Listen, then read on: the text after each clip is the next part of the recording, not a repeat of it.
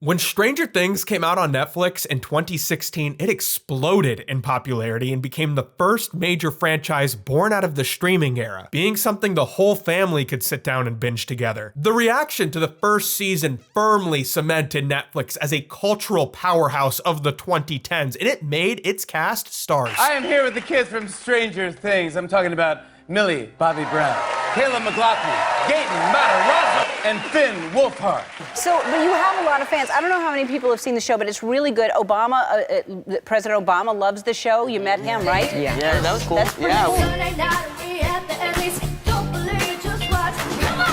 They put them everywhere. Let's get those kids to the Emmys, not because they're nominated, but so they can sing Uptown Funk to the nominees and ride their bicycles up and down the aisles, handing out peanut butter and jelly sandwiches. Welcome to show business, kid. Get to work. Peanut butter and jelly sandwiches out. Come on in, kids. There they are.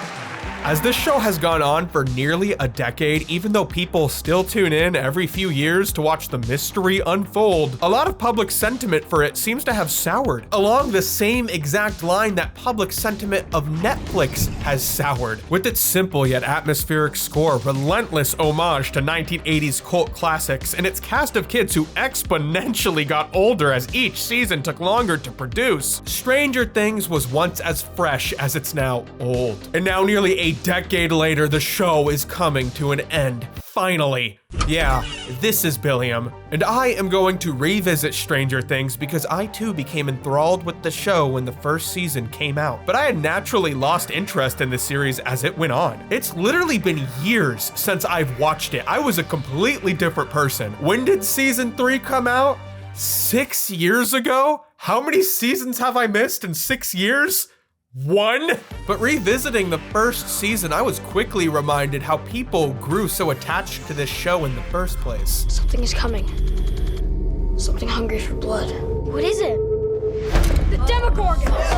We're in deep shit. The story begins in 1983 when a government laboratory performing experimentation brings a creature from another dimension into the unsuspecting town of Hawkins, Indiana, causing 12-year-old Will Byers to disappear. People close to Will begin a series of investigations. The chief of police falls down a conspiratorial rabbit hole involving the laboratory's history of experimenting on people. Yeah, I've got Jim Hopper here. Will's mom seems to be manic, trying to talk to her missing son through the lights in her home. Your brother's here.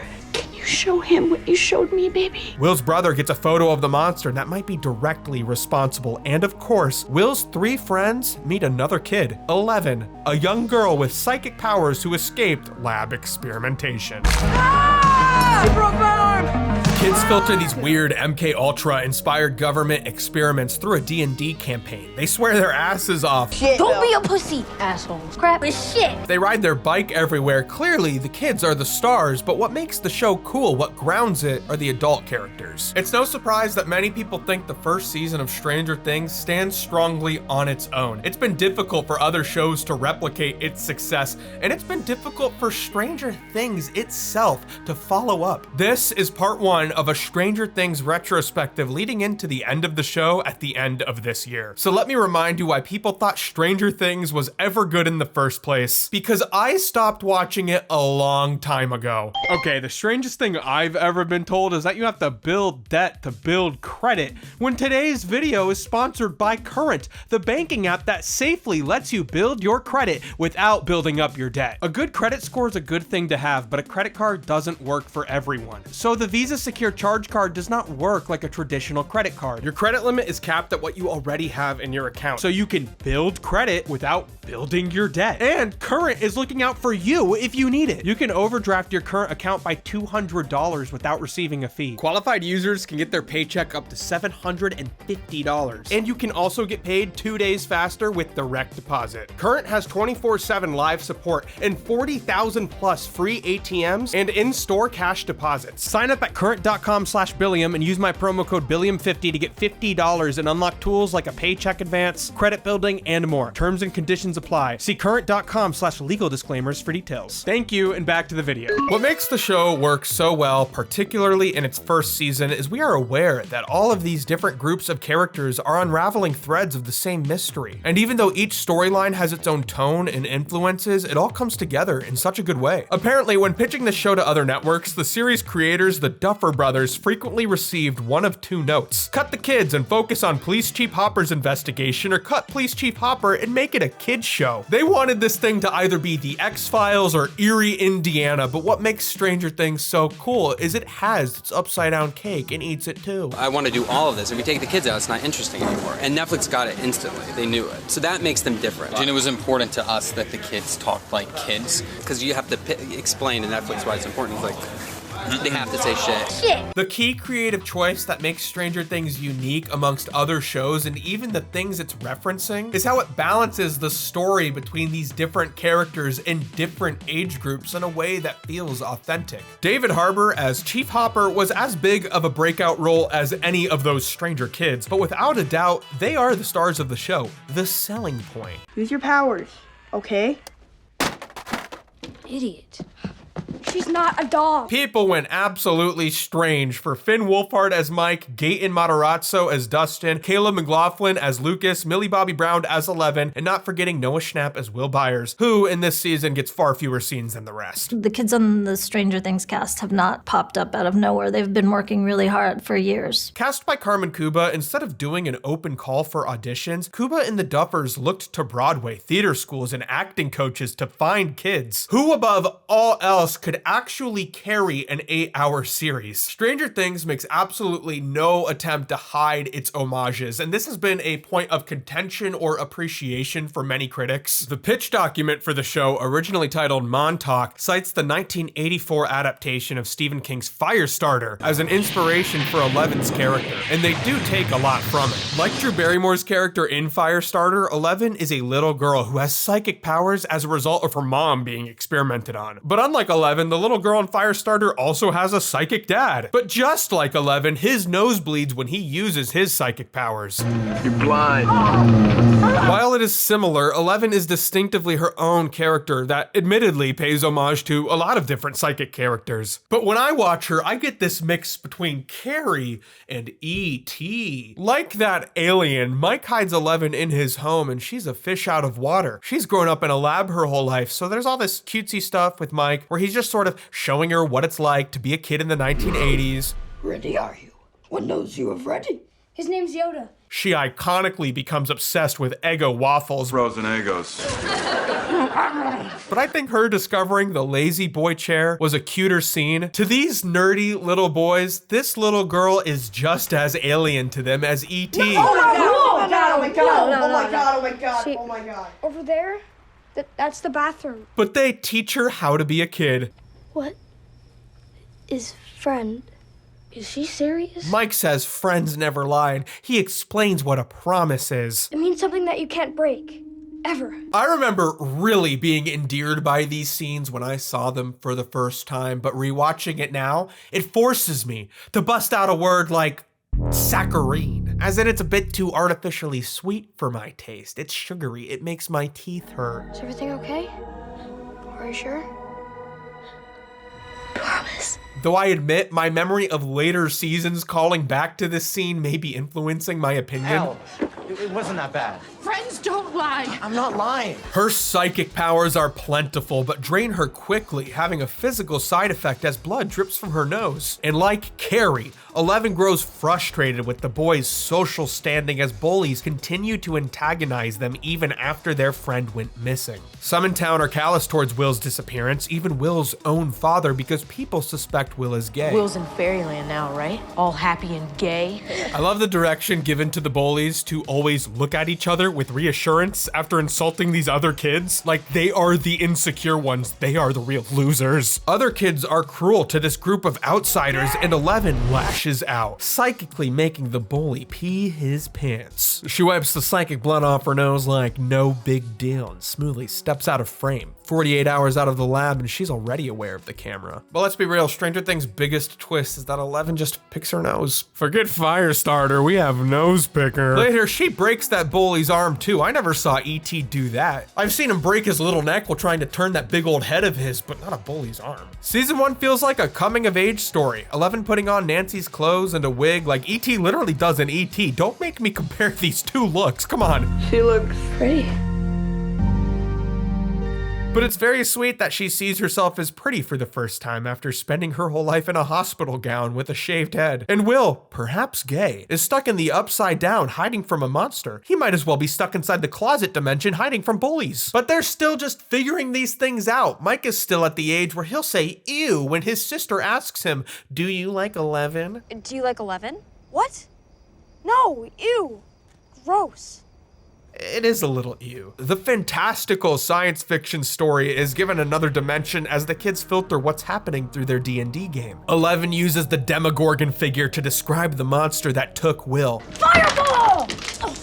Right before Will went missing, the Demogorgon had confronted their party in the game, leaving it on a cliffhanger. To the boys, their game has come to life. And I completely forgot that the parallel dimension that Will is stuck in is called the Upside Down because 11 literally flips their game board to describe where the monster took him. This is very imaginative and it makes me remember why people appreciated it in the first place. And the perspective of this as a game contrasts 11's backstory told through flashbacks filled with references to the very real MK Ultra program, a CIA initiative exposed in the mid-70s famous for trying to develop psychic counterintelligence methods through experimentation with LSD. Instead of being a total embarrassment for the CIA like in real life, in the show, it was a success. 11's name is literally a number, signified by the 011 tattoo on her wrist. Is that real? The head of the experiments is the sinister Dr. Brenner, who 11 calls Papa. Yes, Papa. And Papa uses her powers. 11 is able to move objects with her mind and perform remote viewing operations to spy on those darn Russians. 11 travels along a psychic plane to perform these operations. Pitch black and with a thin veil of water on the floor, it's moody. I like it. These kids will act confident and talk a big talk, but at the end of the day, they are little children, which is why I think the big emotional montage after the lab plants a duplicate of Will's body succeeds. Set to Peter Gabriel's cover of We Can Be Heroes. After all of their effort, the boys believe Will is dead. They think 11 is misleading them, and it kills us to see her be aware of letting them down, but not being able to articulate what has happened to Will. Mike runs home and collapses in his mom's arms after she's been unsuccessful at getting her children to open up, and we remember how small he really is. Mike gets more attention this season than the other two boys, so I really do feel like this moment would have worked better if we saw Dustin and Lucas's homes too, but we really don't even get much time with this feeling anyways, as Mike picks up a radio signal of Will's voice. Will, is that you? It's Mike. Do you copy?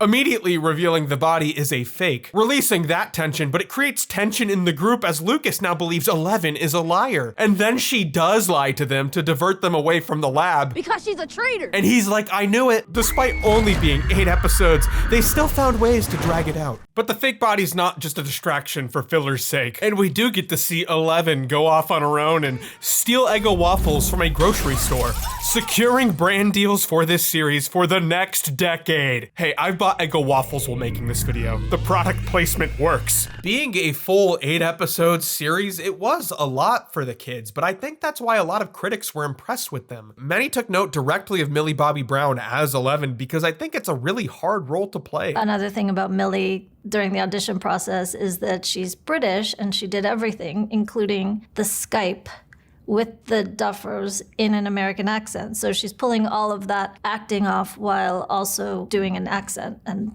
at that young age, it was very impressive. She frequently has to have this feeling as if she's seeing and saying things for the first time. It's a hard role to play because the awkward delivery is the intention, but she carries the emotions so well throughout the scene that it feels sincere even when it's intentionally awkward. When the numbers read 315, meet us there. 315. 315. Though sometimes when the kids start getting in an argument, it gets a little too Disney Channel for my taste. But even then, they have enough screen presence to carry the scene. Her name is 11, L for short. Mike, what kind of danger? Danger! Danger! Gaten Matarazzo as Dustin is an unforgettable character. They say they need 11 in their D&D party for her psychic powers, but Dustin is their go-to for a charisma role. Like when he calls their teacher late at night to ask a silly yet essential question for their quest, it can only be Dustin. Casting Matarazzo and writing his cleidocranial dysplasia into the role made him instantly memorable. I told you a million times, my teeth are coming in. It's called cleidocranial dysplasia. Do the arm thing. Whoa! You really do that thing with your shoulder? Yes, he can. Oh my god. Yep, and I actually do have the cladocranial dysplastia. His toothless smile is adorable and his outfit is iconic. Don't get me wrong, I like Mike, but I think the show could have easily worked just as well if it was Dustin who took Eleven into his home rather than Mike. But I understand that decision differentiates them as characters, and it makes more sense for where the series chooses to go. Hey! What really grounds the show are the two adults, Chief Hopper and Joyce Byers, played by Winona Ryder. After spending nearly a decade out of the limelight, this show totally revived Winona Ryder's career. People called it a Winona-sance. I adore her portrayal as Joyce, a woman who becomes convinced there is a monster in her walls and her missing child is communicating to her through her house lights. Did you see that? It's the electricity, Mom. The Byers' home becomes a giant Ouija board and Joyce sets up Christmas lights on the wall to communicate with Will, who slipped into another dimension, just like Poltergeist, or the episode of the Twilight Zone Poltergeist was an homage to, or the Simpsons episode that was an homage to that Twilight Zone episode, not to be confused with the Simpsons episode that's an homage to Poltergeist, or the Simpsons episode that— Bitch! Joyce is so confident with what she's doing, but she gives off that manic flair so easily. Even the way she acts with the telephone cord is interesting as it restricts her movement, yet her body clearly wants to move. At least in the first season, Joyce is a true character, not really going through a change so much as she proves herself as a capable mother to the people around her. The more everyone learns about the situation, the more clear it is that the woman talking to her Christmas lights is the only one making any sense. Meanwhile, Police Chief Hopper's investigation starts out slow. Look, a boy his age, he's probably just playing hooky. Okay? No, not my Will. He's not like that. He's a former big city cop drinking away his depression in a small town following the death of his daughter. He died a few years back. Sorry?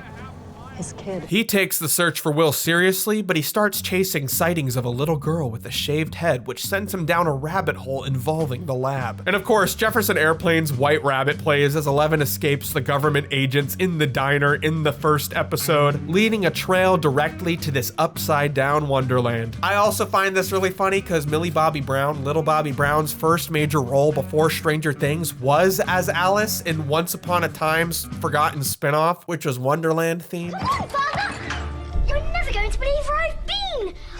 11 out of 10. Chief Hopper's investigation has him uncovering the full-blown X-Files style conspiracy happening right under his nose in Hawkin's lab, in collaboration with the Department of Energy. It's all connected. I love Hopper adopting some of the pop culture inspired nicknames the kids use as he gets deeper into the mystery. The kids call the intersection in the road where Will was last seen and where 11 appeared Mirkwood, a reference to The Hobbit. He hears this and thinks the boys aren't taking Will's disappearance seriously. Mirkwood.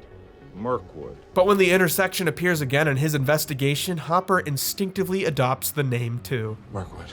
What? Something cool about choosing the names the Demogorgon and Mirkwood is despite the fact the kids think they're referencing modern fantasy, these terms date back to real folklore, which to me gives the pop culture inspired nicknames of season 1 kind of a more purposeful feeling than some of the later ones they choose. When the lab goes as far as to fake Will's death, convincing the town he is really dead, Hopper has to investigate, showing us he's willing to get his hands dirty. You know, Hopper's character model in Fortnite literally has dirty hands. What's up with this Fortnite skin having a metaphor? Hopper beats the shit out of people until he makes his way past security in the state morgue, discovering the body is a fake, stuffed even, and leaving him to trust Joyce's intuitions about Will actually being alive. It is in fact a cover-up. Will's body was a fake. Hopper and Joyce go to interview Terry Ives, currently in an unresponsive state, but a decade ago her story came out when MK Ultra was exposed. No one believed her, but she claimed she was experimented on and that her child, now named 11, had been taken from her. Hopper worries he may be chasing another kid instead of Will, but becomes convinced the lab also has something to do with his disappearance. And then we get to that monster stomping around. Joyce sees it in her walls and it's stalking in the woods close to where Will disappeared. So Joyce's other son, Will's brother, Jonathan, played by Charlie Heaton, takes his camera to investigate. Mike's older sister, Nancy, played by Natalia Dyer, joins him when her best friend Barb becomes the second kid to disappear after a small house party. I think the Demogorgon's design fits very naturally in the canon of other American movie monsters of the time. It looks like it has no face until it reveals its star-shaped mouth. The Demogorgon is coolest with limited explanation. Eleven discovers it while performing remote viewing. Dr. Brenner sends her in to get a closer look at it, and it comes into contact with our world when Eleven touches it. It's just this mysterious interdimensional being that travels along the psychic plane, something that the laboratory couldn't have prepared for. I don't really want to know more about it for it to be cool. It already is. With these teenagers teaming up to catch a monster, it does feel a little Scooby-Doo meets teen slasher, complimentary. Nancy is literally named after Nancy from Nightmare on Elm Street. And just like the kids, the casting of the teens is great. And because they're older actors, their interpersonal drama works much better. I just don't understand why we're coming out here. She obviously doesn't want to talk to you. That's not it. Nancy has just started dating fan favorite Steve Harrington, having great hair, the asshole. Yeah, let's applaud for his hair. Oh, let's do it.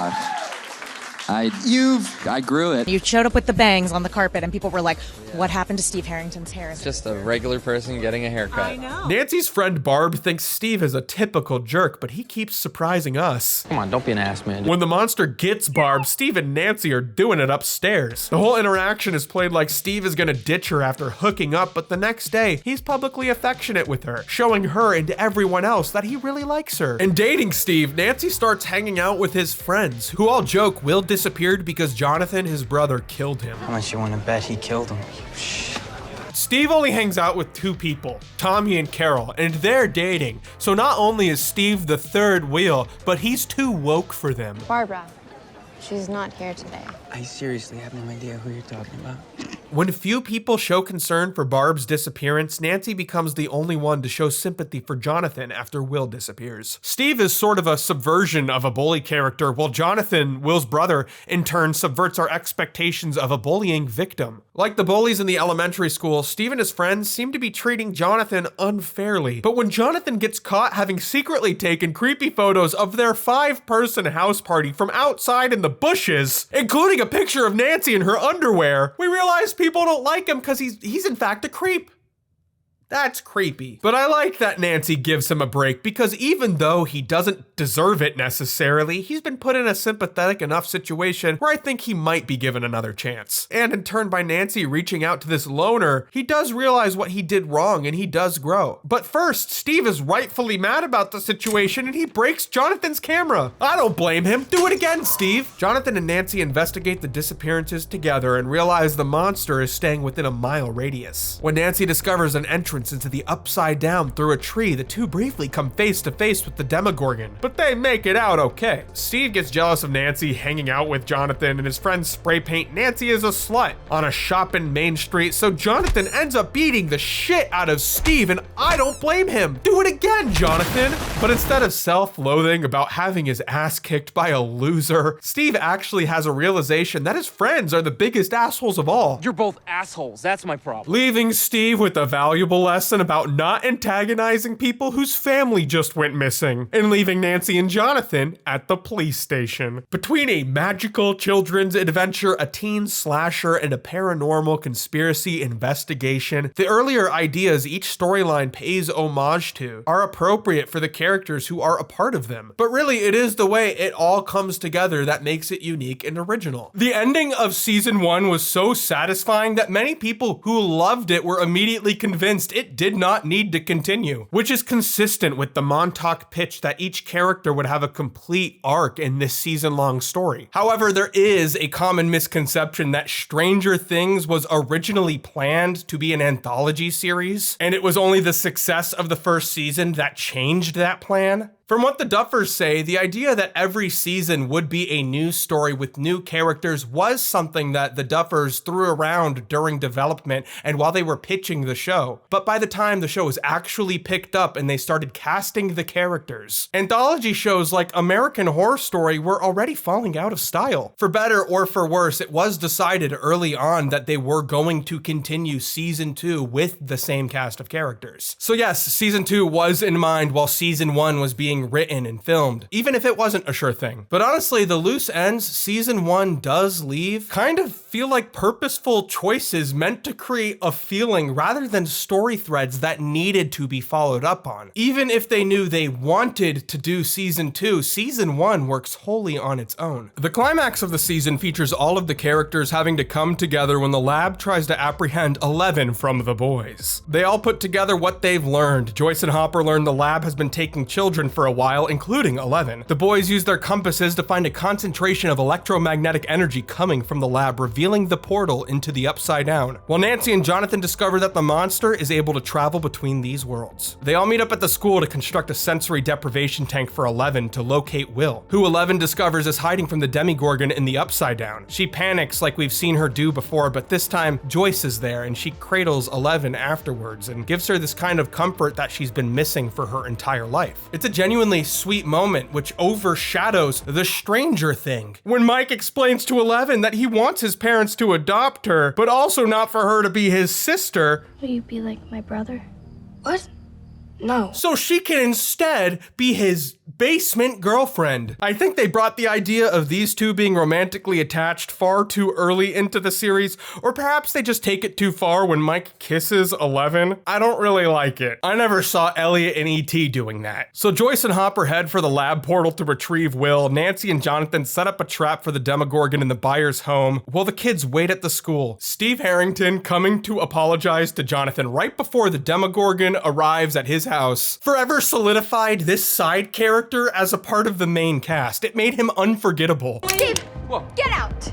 Wait, what? Nancy and Jonathan try to get him to leave, but it's too late. He's freaked out by all the traps in the house. He's been completely unaware of anything paranormal all season, but after getting his shit rocked by Jonathan, Steve comes back and saves Jonathan's life, bashing the Demogorgon in with a baseball bat full of nails. They get it in a bear trap and light it on fire, but it flees, heading for the school. And then Hopper going into the Upside Down to save Will because he couldn't save his daughter gives him such good motivation. She died of cancer, and these entrances have this tumorous quality. And the lab 11 was held in Mears, the hospital his daughter was treated at. Of course, when they find Will overtaken by this fleshy, organic substance, Hopper knows he's still alive because it looks similar to his daughter's life support. Back then, he was powerless to help her stay alive, only the machines could. But now, he gets to save Will, not by subjecting him to these invasive apparatuses, but by ironically and forcefully freeing him from them. It hits every emotional beat it's supposed to. It's great. And I'm crying on my couch going, he saved that little boy.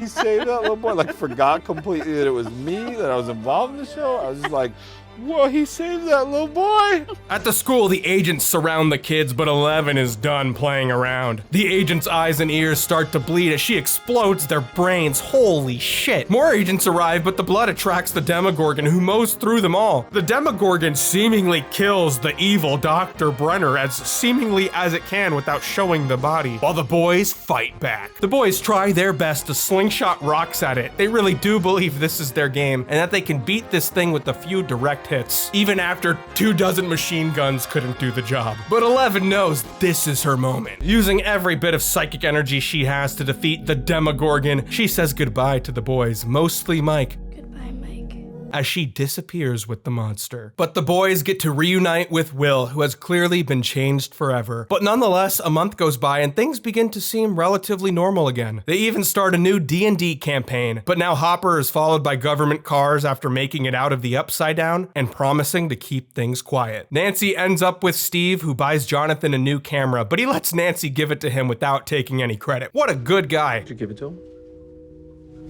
And at the Byers' home, Will tries not to make it known he's not feeling too good. He discreetly goes to the bathroom where he casually throws up a slug-like creature. Eat slugs! something he's clearly gotten used to. But he tries to keep things normal and joins Joyce and Jonathan at the dinner table as the camera zooms out of their warm home into the dark winter storm. And then it ends. I love this ending because it simultaneously feels like the ending of a children's fantasy film and a horror movie at the same time for the same reason. Hopper leaves Eggo Waffles out in the woods because he hopes Eleven is still out there somewhere. And we get hope. Even though the adventure is over, the magic is out there still somewhere for the audience to believe in. But on the other side of that coin, the upside down side, that magic is horrific and there are still monsters lurking in the dark, threatening to uproot their safety. These cliffhangers leave such distinct feelings that you really don't need to continue the story to appreciate them. The show is consistent with the pitch saying each character would have a complete story arc, but the show is not completely consistent with the pitch, and a lot of the changes made were pretty good. In the pitch, Hopper's daughter would originally have died from a car accident, despite the upside down still being referred to as cancer-like. The change is stronger in highlighting the thematic connection between these two things. Also, Mike would have originally gone into the upside down to discover Will is still alive, a beat the show has yet to take prior to the final season, perhaps a beat they've chosen to save. So the show following these characters over multiple seasons is just one of the many changes it made. Spielberg knew not to do an E.T. sequel, and there are plenty of horror movie sequels that ruined the original, but of course the show was a runaway success and would go on for another decade. The reaction to Stranger Things was so unexpected. I'm sure Netflix secretly hoped, but the way it shoehorned itself into the cultural zeitgeist was crazy. Hi, we're the Duffer Brothers. Our show, Stranger Things, was the show of the summer. You and everyone else I know is obsessed with Stranger Things on Netflix. Oh my God. On Netflix. Those kids. You love them, they're so I love cute. them, I'm obsessed They're with coming them. on, right? But there's a scene where I think you have a kiss. It's a kiss. I know.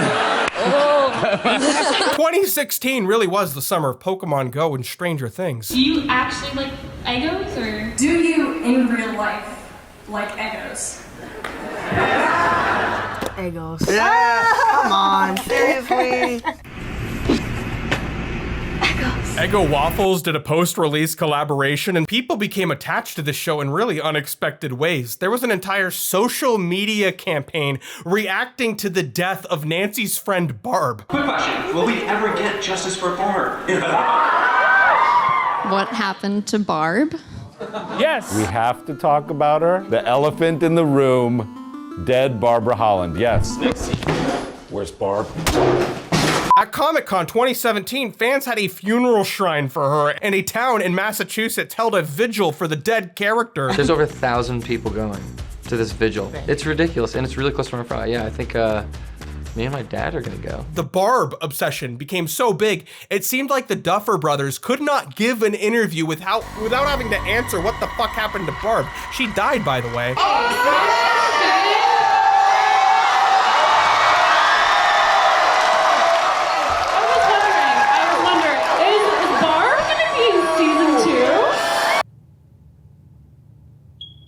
But so few characters in the show care, it felt kind of weird. Is Barb okay?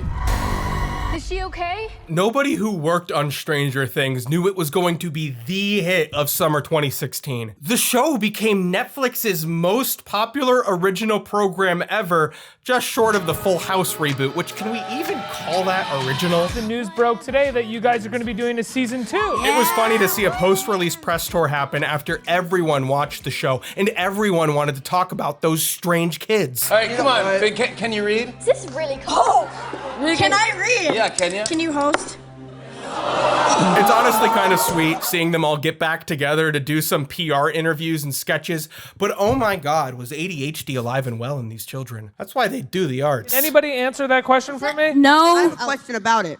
Wait. You see how we did it? Like, we were all talking over each other, and I was like, wait. All right, I'm gonna go. I'm talking to Like Natalia Dyer sitting next to them looks like a babysitter on stage because they interrupt everyone. Hardly anyone can say a word. These kids were authentically being themselves during this PR campaign, which helped the fandom fall in love with their chemistry on screen even more. Though I do think all of these PR people trying to frame the cast as a family is kind of funny, because who knows if they even thought they would ever see each other again or work together again while filming. Talia, do you feel like an older sister to these guys? Yeah. Hey, maybe.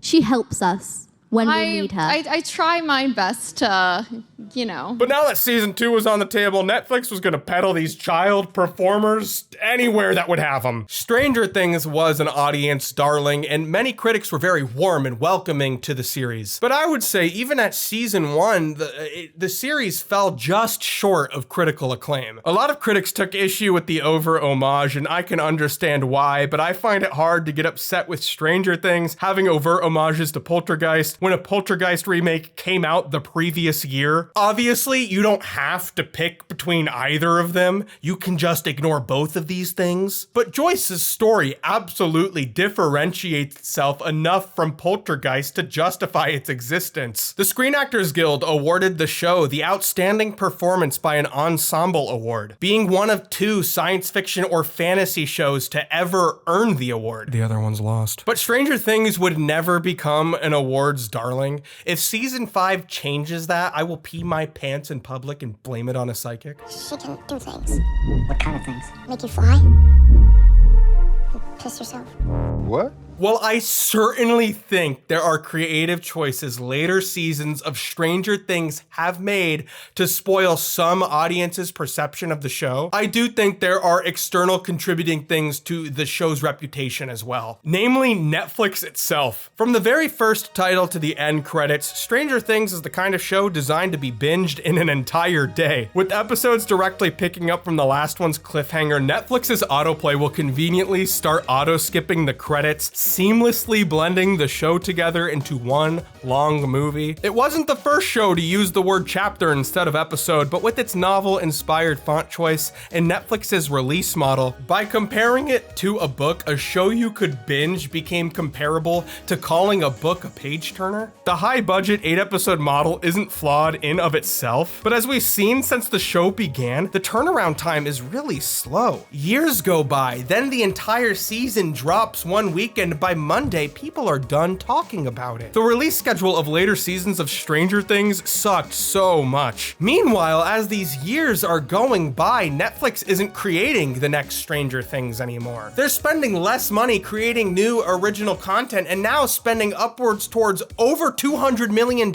for Stranger Things. But I also think shows being made to be binged was the death of binging? To me, binging a show refers to watching a series meant to be consumed weekly for an unhealthy extended viewing session. You can't binge a show that gives you 8 episodes every 2 to 3 years. Even with all its original content that Netflix has produced, Netflix's most watched shows consistently are mainly older network shows with large episode orders and many seasons. And while Netflix is still the most popular streaming service, it's no longer the best option for everyone. It has less content on its platform than ever before, and it's the most expensive streaming platform, period. $18 a month to stream HD content in 2025 is ridiculous. HD content should be in the standard package. $25 for 4K is obscene. I had not been subscribed to Netflix for a couple of years now. When did it get this bad? When Stranger Things came out in 2016, pop culture looked different. 2016 was right when Marvel was starting to truly dominate the theatrical space, and Stranger Things was a fresh story in this IP-filled space. But now Stranger Things is just another IP. With Houses at Halloween Horror Nights, a stage play, tie-in novels, multiple landfills worth of Funko Pops. Even though this show is ending at the end of this year, it's not gonna be over. The stage play doesn't open in New York until 4 months months after the show ends. And there's an animated spin-off series in the works that's gonna come out next year. Things just don't end anymore. Between House of Cards and Orange is the New Black, after Stranger Things, Netflix went from being the next HBO, a startup trying to prove its creative worth, to just another greedy entertainment company trying to get as much as it can out of Squid Games and old IPs like The Addams Family and Avatar: The Last Airbender, and tons of $200 million plus action movies that no one talks about. But this was just the beginning. So stay tuned for next time when we take a look at season 2 to answer the question, did Stranger Things really go downhill immediately? And thank you so much to our gold level Patreon members and to all of our Billiamaires over there. But you can also support us just by subscribing to my YouTube channel. You'll love it if you do, I promise. And friends, don't lie. Lego my ego. See ya.